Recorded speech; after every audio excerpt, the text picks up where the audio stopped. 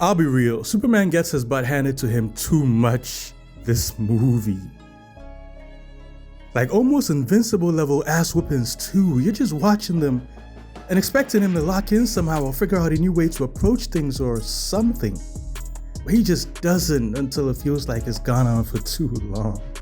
Bruh, at a point they even had Lex giving callouts to the clone while he was fighting Superman. Like this was a fucking video game. He was out there inputting combos and mixing soups like this was Injustice or something. I made a point about this in an earlier video and so have many others. But after rewatching, this feels even worse. Like, of all my friends and I have been able to talk about, we keep coming back to this point, hence this video. Now Soups does get whooped in the comics too, let's not get it messed up.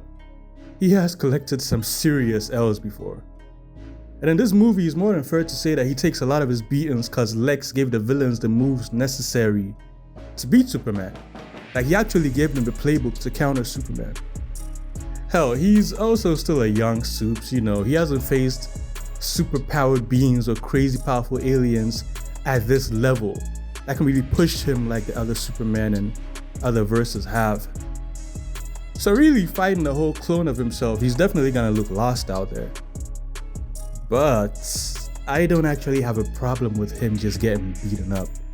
My issue here is not with the beatings. My issue is that he doesn't come back harder. That he doesn't find more prominent ways to flip the script. That he doesn't get the chance to flex on these villains. And this feels like a story writing issue, a narrative issue. Because the very energy of this movie goes against this. Make no mistake folks, Aura farming is not just a funny little meme we've made from certain moments in anime and TV shows. It isn't just a joke. Aura farming is an art.